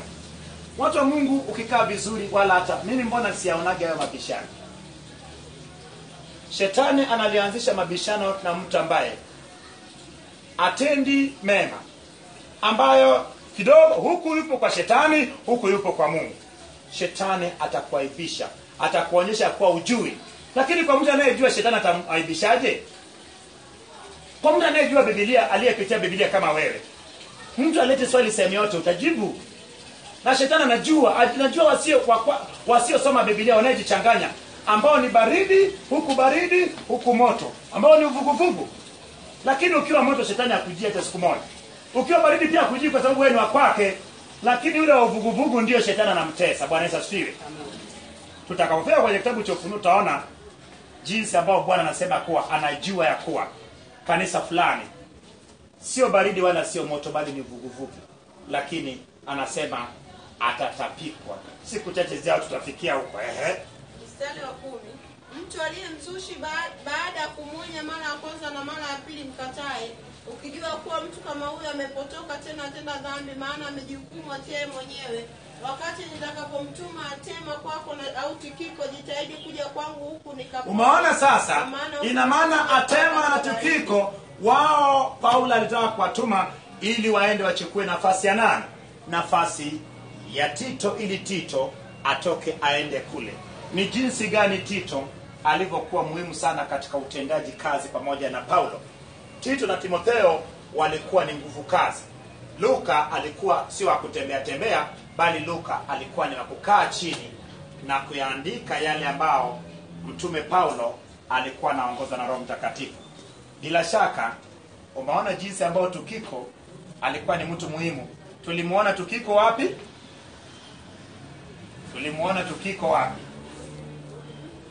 Tulimuona Tukiko pale ambapo Paulo alipokuwa gerezani akiandika barua ya Wakolosai na barua ya Filemoni na barua ya Waefeso. So Tikiko ndiyo aliyebeba barua ya hizo nyaraka tatu, na pia alipewa nani? Alipewa mtumwa ambayo ni Onesimo, ili amrejeshe kwa bwana yake Filemoni, kama tutakavyoona kesho kwenye kitabu cha Filemoni. So Tukiko alikuwa ni ndugu, msaidizi na mtendakazi pamoja na Paulo. So ni vizuri sana ukamjua Tukiko, usisahau. Bwana Yesu asifiwe. Umeona, jitahidi sana usisahau, ukumbuke na sura zinazopatikana. Hii ndio itakayeleta tofauti. Tofauti haiwezi kuonekana kama wewe mtu mwingine anataja Tukiko pasipo kujua Tukiko alikuwa mtendakazi kivipi na Paulo. Lakini ukitaja jinsi alivyokuwa anatenda kazi, inakuwa inaleta tofauti. Amina kubwa. Amen. Mstari wa 13. Zena yule mwanasheria na Apolo wasafirishwe kwa bidii wasipungukiwe na chochote. Watu wetu nao wajifunze kudumu katika matendo mema kwa matumizi yaliyo. Umeona Zena aliyekuwa ni nani? Zena aliyekuwa ni mwanasheria. Zena alikuwa ni mwanamke. Zamani wanawake walikuwa wanasheria sana. Zena, enzi za Biblia, Zena alikuwa ni mwanasheria, lakini yeye na Apolo.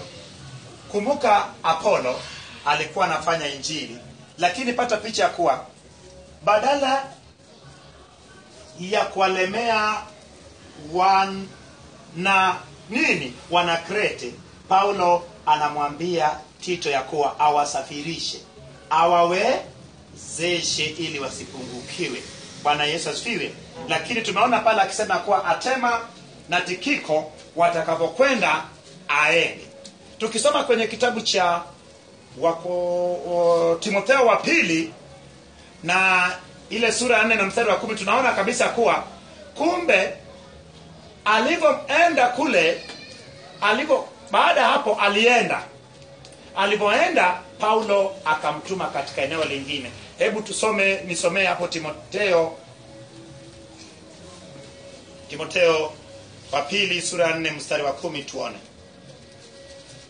Imeandikwa, maana Dema aliniacha akiupenda ulimwengu huu wa sasa. Dema alishia kumwacha Paulo huko wakati aliona Paulo anakaribia kuhukumiwa sasa kifo.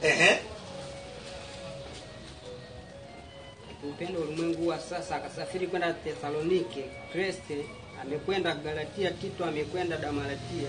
Tito alikwenda Damalatia. Damalatia ni Yugoslavia sasa hivi. Ina maana katika hiyo bara gani? Bara ya Ulaya. Dalmatia ni Yugoslavia ya sasa hivi. Bwana Yesu asifiwe. So ina maana hiyo kitabu hicho cha waraka wa pili wa Timotheo ndiyo aliandika wa mwisho Paulo, alafu anauawa. Ina maana tayari nimekurudisha kwenye hiyo wa pili sura ya 4 mstari wa 10 ili uone ya kuwa baadaye Paulo, ina maana Tito alienda, alafu Paulo akafanya nini? Akamtuma tena. Kama nilivyokuambia kuwa ilitakiwa baada ya kitabu cha Timotheo wa kwanza iwepo kitabu cha Tito, ndipo ipate kitabu cha nani? Kitabu cha Timotheo wa pili. Watu wote walio pamoja nami wakusalimi, kusalimia wale watupendao katika imani. Neema na hiyo pamoja nanyi nyote. Bwana Yesu asifiwe. Tayari tumeona huo waraka fupi, lakini kwa ajili ya mtendakazi pamoja na Paulo, Tito. Bwana Yesu asifiwe. Lakini sisi tunajichukulia kama sisi tunafall katika wale wazee, tunafall katika wale nani? Katika wale maaskofu, wale viongozi. So kinachotakiwa ni nini? Kinachotakiwa vigezo hivyo vyote, jinsi ya kuishi maisha matakatifu, tuyaweke kwenye matumizi. Sasa hivi hayo yote yanatufaa sisi watu tulieokoka. Ndiyo maana hayo yote tukiyaweka katika matumizi ya kila siku katika maisha yetu, watu wa Mungu, basi tutaishi maisha matakatifu. Maana hayo ndio aliyejengwa juu ya misingi ya Injili. Bwana Yesu asifiwe. Kama ni mtendakazi, unahitaji kufanya hivyo. Bwana Yesu asifiwe. Na of course katika Injili inalalisha kila aliyeokoka kama mtendakazi. Ndio maana tuenende. Utaendaje pasipo wewe kujua? Lazima ufundishwe. Maana kwanza Injili inaanza kukufanya wewe kuwa mwanafunzi. Ndio maana nendeni ulimwenguni kote mkawafanye kuwa wanafunzi wangu. Alafu kinachofuata muwabatize kwa jina la Baba, Mwana na Roho Mtakatifu, na mkiwafundisha kuyashika yote niliyowaagiza. Na maana ukishawafanya kuwa wanafunzi, uwabatize, alafu uwafundishe kuhusu yale ya kweli ambao Yesu alituagiza tuyashike. Baada ya pale sasa amekuwa sio tena mwanafunzi, anakuwa sasa ni mtume. Sasa unamwambia sasa, nenda sasa ukatende kazi ya Mungu. Bila shaka watu wote tunao mzigo huo, haijalishi unayo karama gani. Watu wa Mungu, hebu nikuulize, katika kitabu cha Timotheo wa kwanza ile sura ya 3, ni katika kitabu hiki cha Tito sura ya kwanza na sura ya pili ambao imeongelea vigezo vile vya maaskofu, simase na wazee wa kanisa, ni wapi ambao imetajwa kuwa anayo karama ya uponyaji, anayo karama ya miujiza, anayo karama ya unabii? Umeona? Hakuna hata moja. Ile karama yako imetosha wewe uichochee, alafu kwa imani yako wekewe mkono, ufundishwe ukweli, upeleke Injili. So swala la kumtumikia Mungu haina kitu kinachoitwa karama. Ina maana haya mambo ya karama yanaendana na mambo ya miujiza na nini ndio yanayeharibu Injili. Lakini Injili ni mtu afanywe kuwa mwanafunzi wa Yesu, alafu afundishwe ukweli. Akifundishwa ukweli itakaa ndani yake, naye apokee hayo ambayo aliyefundishwa. Tumeona pale ya kuwa na hao wapokee waliyefundishwa, wazee wapokee waliyefundishwa vizuri, na wao wakafundishe wengine vizuri. So kigezo ni uyaelewe vizuri Injili, kisha utakapopata nafasi ya kwenda kufundisha sehemu nyingine, ufundishe vizuri. Haijalishi una karama gani, haijatajwa kwa lazima uwe na karama ndipo utakapoweza kufanya kazi ya Mungu. Lakini pametokea sana kutazamwa kwa karama. Una karama gani? Karama ya miujiza, karama ya kunena kwa lugha. Watu wa Mungu, kumtumikia Mungu, vigezo sio karama. Vigezo ni wewe ufundishwe ukweli. Ukishajua huo ukweli, nawe ukitenda mema ufikie kupanda ngazi, alafu ukafundishe sehemu nyingine. Bwana Yesu asifiwe. Bila shaka tumefikia mwisho wa kitabu cha Tito sura ya 3 na mstari wa mwisho. Kama kuna mtu anayo swali kabla sijaomba, kilichobaki ni wewe kulisoma tena na kuziandika zile dondoo muhimu na kuyaweka katika matumizi ya kila siku. Kama tutayasoma alafu tusiyafanyie mazoezi, itakuwa ni bure. Matendo yanaongea kuliko sauti. Kile ambacho umejifunza kwenye Biblia kizuri, weka katika matumizi ya kila siku katika maisha yako. Na watu wa Mungu, mimi nimejifunza mambo mengi sana, ndio maana kwa nini nisibadilike? Ukitaka jinsi ya kuishi utazipata katika zile nyaraka. Hizo nyaraka 13 imejaa mambo jinsi unavyotakiwa kuishi. Hata jinsi mtu anavyotakiwa kuishi na mke wake, jinsi mwanamke na mwanaume wanatakiwa kuishi, jinsi watoto na wazazi wao, jinsi viongozi na wengine, jinsi mabwana na watumwa wao, jinsi anavyotakiwa kuishi, yameelezwa vizuri. Ndio maana huwezi kuyapata kwenye vitabu vingine, lakini nyaraka imekamilisha kila kitu. Ndio maana katika tabia zetu, nyendo zetu, njia zetu, jinsi ya kuomba, jinsi ya wokovu kuipokea, jinsi ya kuielewa, zote hizo tunapata katika nyaraka. Ndio maana nasema hivi, hizo nyaraka ni muhimu sana. Zimeelezea pana sana kuhusu Injili ambayo alianza kuifundisha Bwana wetu Yesu Kristo. Kisha Paulo akaiendeleza na mitume wengine. Lakini waliiachia watu. Wakina Paulo ndio hivi wanaiacha Injili kwenye maandishi hapa. So, Injili ya kweli tutaipata wapi? Kwenye maandiko hapa. Wakina Paulo wanaiacha kwenye maandiko, maana nani ambaye angemwachia? Ndio maana mimi nampenda sana Mungu kutufunulia kuwa lazima turudi kwenye Biblia ili ile Injili ya karne ya kwanza iliyopotea tuibebe, tuitoe kwenye ile karne ya kwanza tuilete kwenye karne ya 21. Maana shetani ameichanganya ya kwake pamoja na unostiki, amechanganya na mambo ya elimu ya kawaida. Ndio maana watu wote wanafanana. Watu wa Mungu, Injili hamna. Mimi nasoma Injili kweli kweli. Injili hamna. Wanafundisha akili zao na elimu walizosoma. Huo ni unostiki. Yesu akusema tufanye hivyo, alisema wafundisheni kuyashika yote. Ndio maana Paulo amejenga katika yale aliyofundisha Yesu. Hajajenga katika nje ya mafundisho ya Yesu. Hebu pata picha, anaita ndugu zake wa tohara, msishike mafundisho na mapokeo ya watohara, wakati yeye mwenyewe mwanzo kabla hajaokoka alikuwa ni watohara. Watu wa Mungu, sisi sio wadhambi tena. Kama Paulo hakuwa Myahudi tena baada ya kuokolewa, na wewe sio Mnyatusa tena baada ya kuokolewa. Wewe sio Mhehe tena baada ya kuokolewa. Wewe sio Mkuria baada ya kuokolewa. Wewe sio Mjaluo baada ya kuokolewa, bali wewe ni nani? Wewe ni wa ukoo wa Kristo Yesu, mwana wa Daudi, mwana wa Ibrahim. So, sisi ni wa ukoo wa Yesu. Paulo alijitenga kabisa na ukoo wake, ambao ukoo wa Benjamini, ambayo ilikuwa ni moja kati ya kabila la Israeli. Alijitenga nao na hata kuwakana. Ndio maana watu wa Mungu, yale mapokeo, yale mambo ya kitamaduni na mila, yale mambo yanayokuunganisha na shetani, yote jitenge nayo. Bwana Yesu asifiwe. Vinginevyo yatakuvuta chini. Kwa nini Paulo anasema ujitenge nao? Kwa sababu ukikaa katika jumuiya yao, bila shaka watakuvuta chini. Nani mwenye swali kabla sijaomba?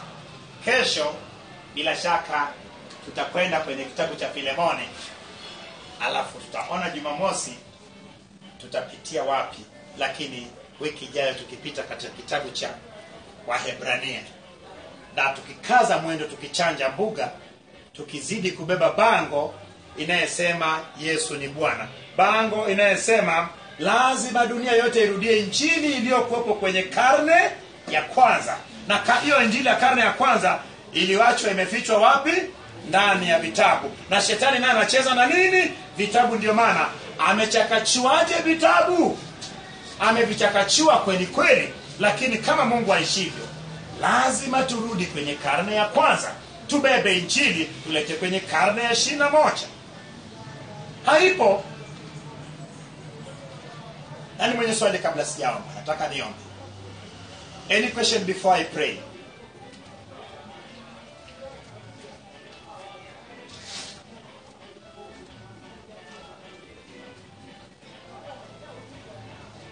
Ndio tunasema kwa heri hivyo kwa mambo ya Paulo kesho. Katika kipindi kifupi hichi tumefurahi sana na mafundisho ya Paulo. Yalikuwa mafundisho yaliyokuwa na utajiri mkubwa sana ya hekima na maarifa ya kiroho mtakatifu. Basi mimi naomba Baba, katika jina lako Bwana Yesu, wewe ni mtakatifu, wewe ni mwema. Jinsi ulivyoanza nasi Baba katika kitabu cha Warumi, tulipoanza nyaraka za Paulo, hatimaye leo Baba tumepitia kitabu ama waraka wa 12, tukisubiria kesho kumalizia waraka wa 13 ambao ni ya Filemoni. Bwana, neema yako imeendelea kuwa pamoja nasi, huku tukiona mkono wako hodari Baba, ikizidi kuyafunua mambo yaliyojificha kwenye Biblia katika ile karne ya kwanza. Na Baba muweza wa yote, yamkini watu wako hawa, Shetani aliondoa yale mazuri yaliyotakiwa kuwepo kwao, na Shetani akapanda mabaya kati yao.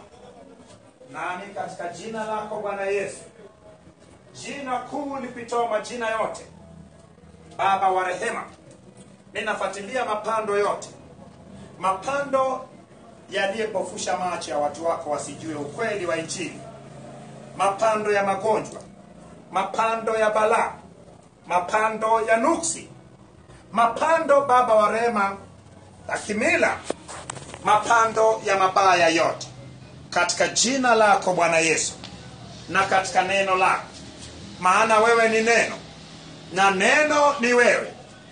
Ninaagiza Bwana maagano yote Baba. Kuna watu waliokaribishwa katika mapokeo Baba, sherehe Baba wa rehema za kidini kama kipaimara, na kwa mengine Baba wa rehema iliyowaunganisha na Shetani na kuwatoa katika uwepo wa Mungu na kufanya njia Baba wa rehema wa Shetani na wakala wake, na watu hao wakijikuta wanakosa hamu ya kula Baba chakula cha kimwili na chakula cha kiroho.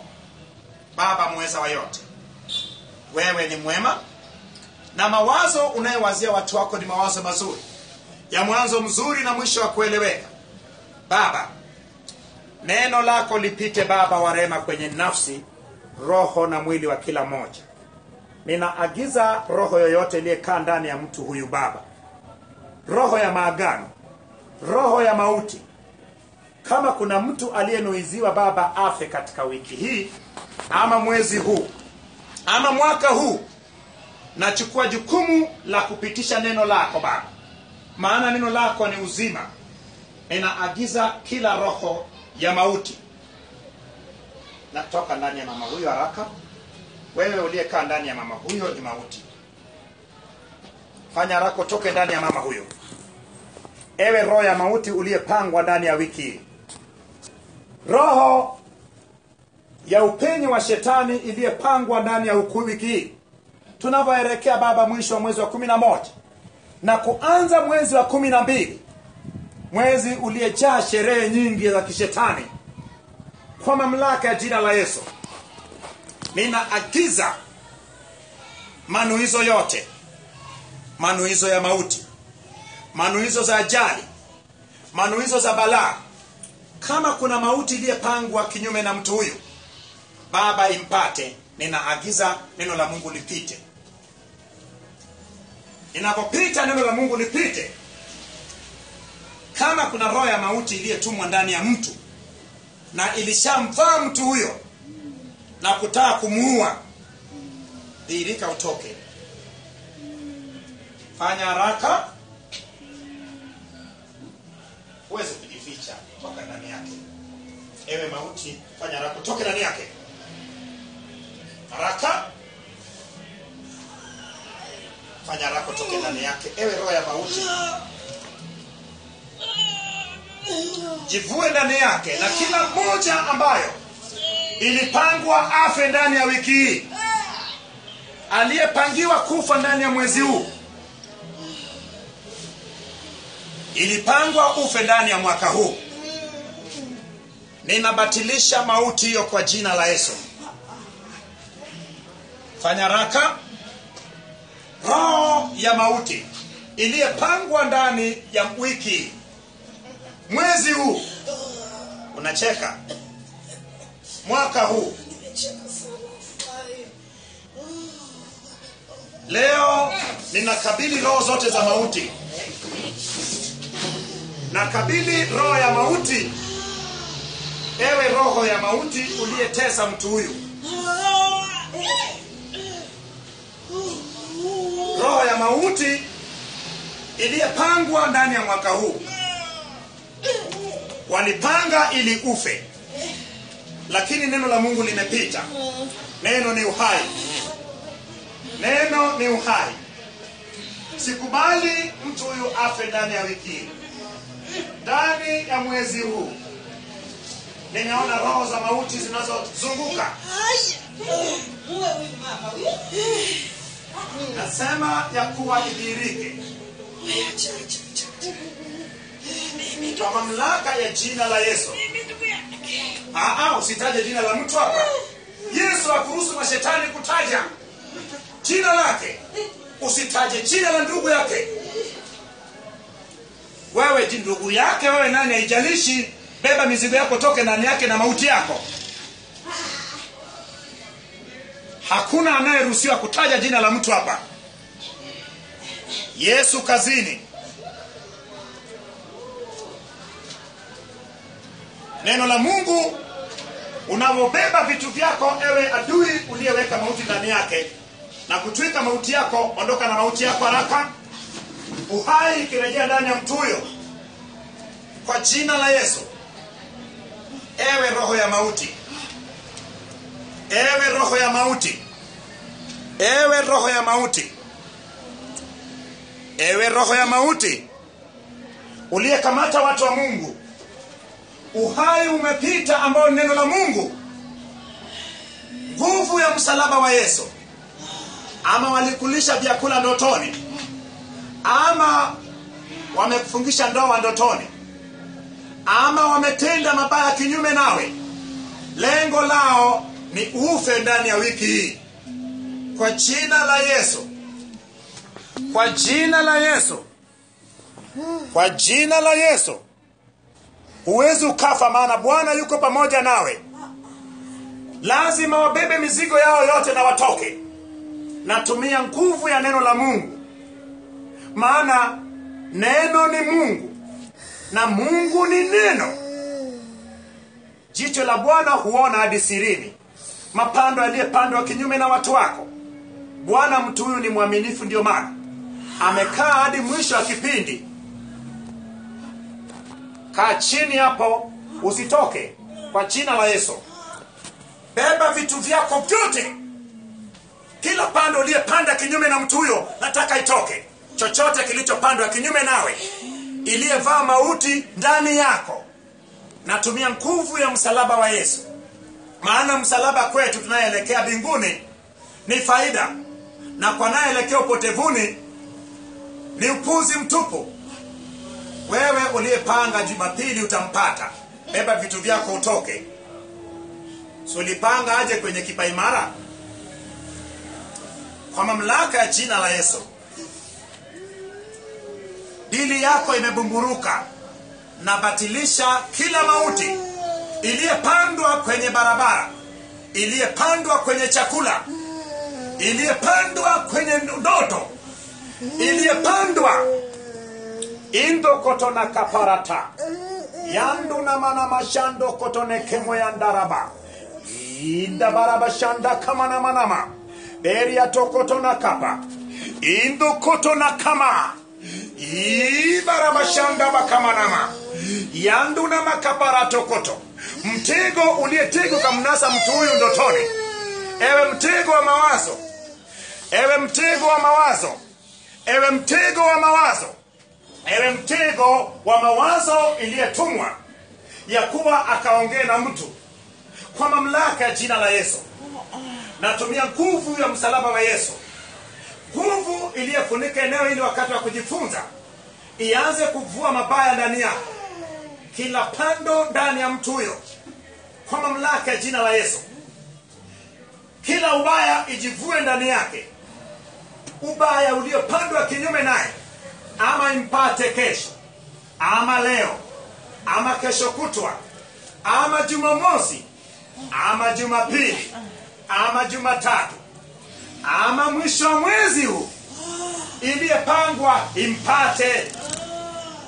Mwaka huu ninayabatilisha mauti kwa jina la Yesu. Ninayabatilisha mauti kwa jina la Yesu. Ninayabatilisha mauti kwa jina la Yesu. Ninayafungua vifungo vyote na mitego yote kwa jina la Yesu. Ninaondoa Baba wa rehema vifungo vya mauti iliyekamata kila moja. Vifungo hivyo vianze kufunguka. Ninaagiza neno lipite kwenye kila eneo, ipite kwenye nafsi ya kila moja, ipite kwenye roho ya kila moja, ipite kwenye mwili wa kila moja. Na katika jina la Yesu, neno likianza kumrudisha kwenye asili yake, neno likianza kumuumba tena, neno liumbe mawazo yake, neno liumbe mwili wake, neno liumbe akili yake, neno limuumbe tena. Maana mwanzo palikuwepo neno, nao neno alikuwa kwa Mungu, nao neno alikuwa ni Mungu, na katika neno vyote vilifanyika. Baba wa rehema, watu wako wakifanyika tena upya. Nataka muache dada huyu. Uweze kuvumilia uwepo wa Mungu. Toka haraka ndani yake. Naagiza roho zote zilizojificha, jicho la Bwana inayoona hadi sirini. Nasema hivi, uliyekaa ndani ya mama huyu, toka. Fanya haraka, uweze kujificha. Muone. Nataka utoke ndani yake. Nasema tena mara nyingine, nasema hivi, toka ndani ya huyu mama. Wewe uliyejificha ndani yake. Siko hapa kuhesabu watu. Niko hapa kuhakikisha mtu mmoja neno linamfungua. Neno linamrudisha katika asili yake. Nataka utoke ndani yake. Sifanyi mchezo hapa. Nikisema nimesema, ina maana nasema ninaona. Uliyejificha ndani yake, ewe roho ya mauti, nataka utoke. Ewe roho ya kusema puza, nataka utoke. Fanya haraka. Haraka na utoka kwenye tumbo lake la chakula na tumbo la uzazi. Fanya haraka. Fanya haraka.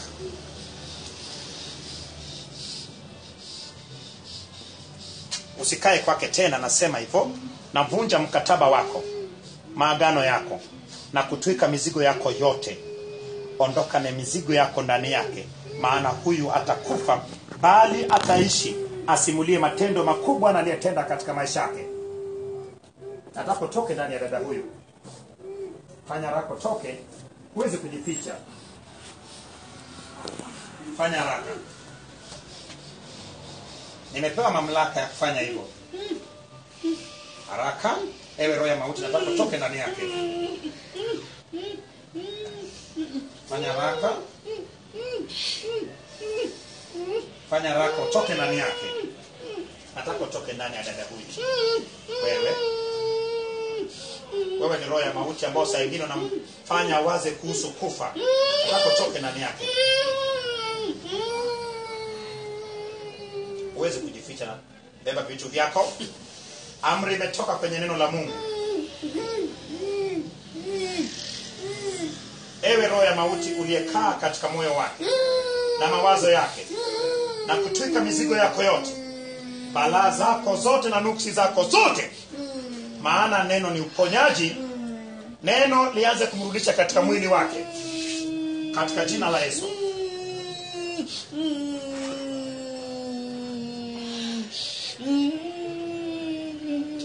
Nataka utoke ndani ya mwili. Fanya haraka. Fanya haraka.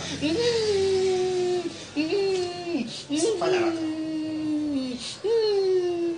Neno lilete watu kwenye miili yao. Neno liondoe mabaya yote. Nasema toka ndani ya mwili haraka. Mabaya yaliyonuizwa katika jina la Yesu. Maana Mungu ni ukombozi na Mungu ni uponyaji.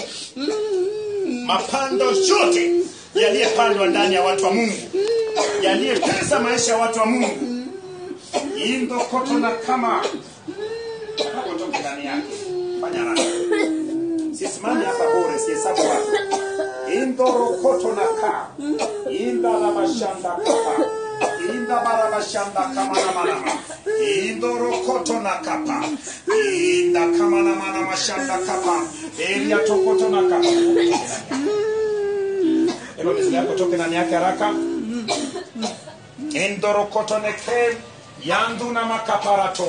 Inda barabashanda kapa. Elia tokoto na kapa. Inda barabashanda bekemo. Indo koto nekemo yanda kapa. Ende biribashanda kapa na kapa. Oria tokoto na kapa. Ende kemo yanda raba. Inda raba kama na manama. Baba nategwa mtego huo baba. Inda barakama yandu nama. Na mnasoa kwenye mtego huo. Na mrudisha katika uzima wake. Baba niking'oa mabaya yote. Nikisema wewe ni Bwana. Nawe ni Bwana, Bwana Yesu. Na katika jina la Yesu Kristo naomba na kuamini. Sema asante Yesu. Toka katika kijana huyo, ndani ya maisha kijana huyo.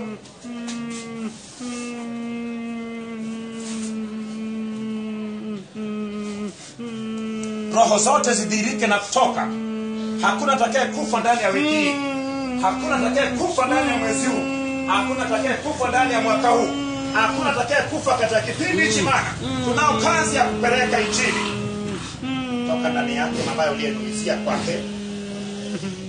Haraka. Nataka uachie moyo wake.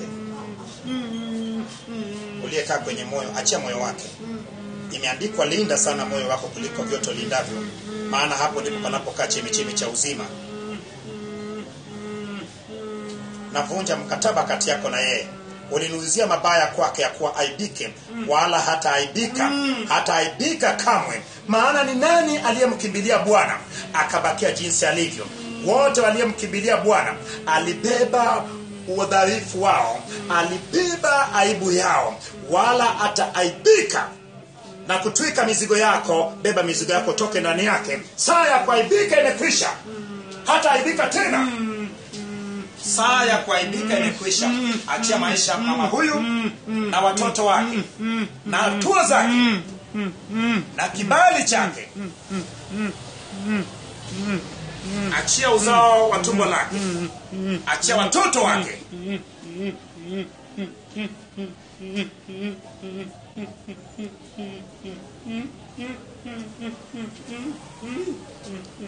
Achia uzao wake. Na huyo kijana pia achiwe. Mabaya aliyepangwa siku ya Jumapili na yatengua kwa jina la Yesu kuanzia leo.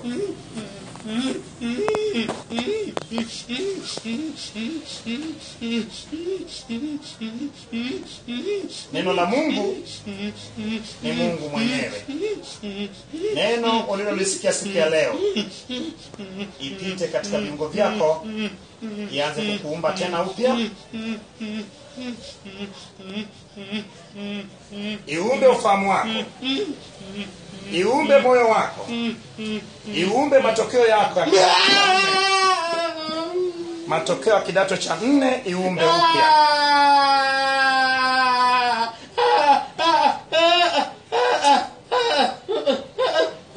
Matokeo yako yawe mazuri. Uende form 5, uende form 6, uende chuo kikuu. Ninafungua njia kwenda chuo kikuu. Umepata kibali cha kwenda chuo kikuu. Kuanzia leo. Injili imefungua.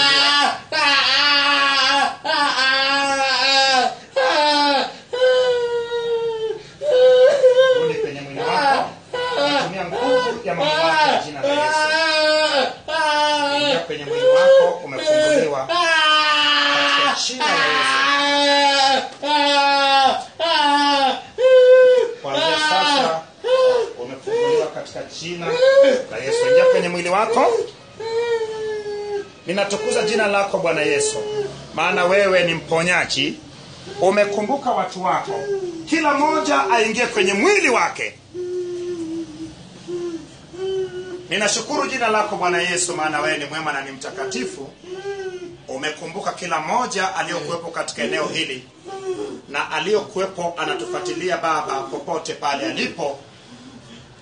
Neno lako liwaumbe tena upya, liwarudishe katika asili yao na hatua zao.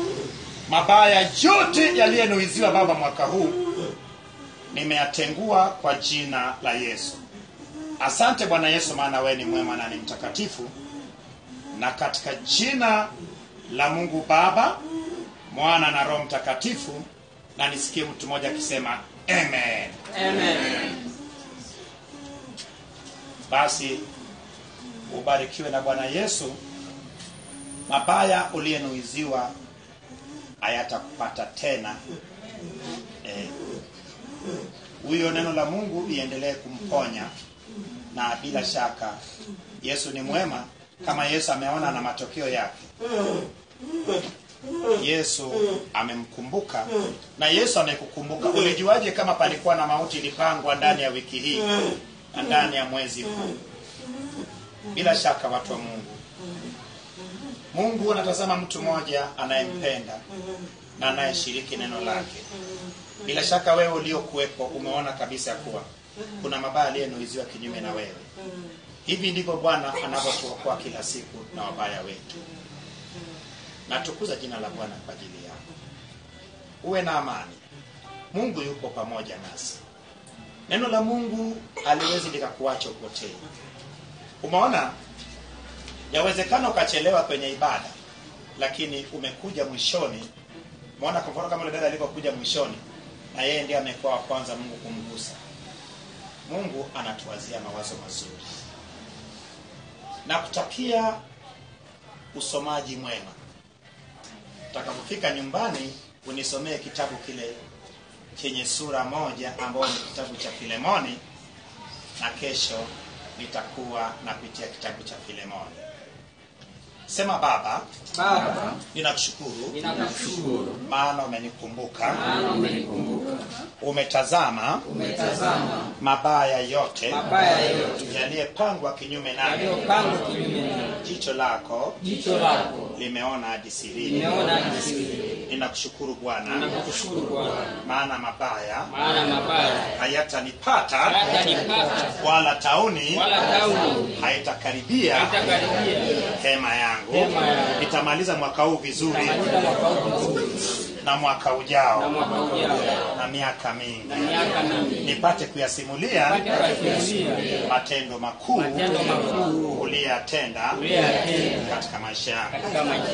Kumbuka dunia yote hatupendi hata mmoja potee, bali wote wafikie toba ya kweli, katika jina la Yesu. Amen. Basi nisikie makofi kwa ajili ya Bwana. Kijana, amka juu, Yesu ameponya. Amka juu. Sema asante Yesu. Mimi nitapita mtihani. Kuanzia sasa wewe uliyekaa ndani yake, ewe roho ya mwanadamu, na kurudisha katika mwili wako, ninakusamehe mabaya yote uliyemtendea kijana huyu, maana imeandikwa tuwapende maadui zetu na kuwaombea mema wanayetuudhi. Kuanzia sasa, ewe roho ya mwanadamu, nimekusamehe bure na wala sitakuua. Roho zote chafu inatoa ndani ya kijana huyu, na kuanzia sasa hivi funga domo lako.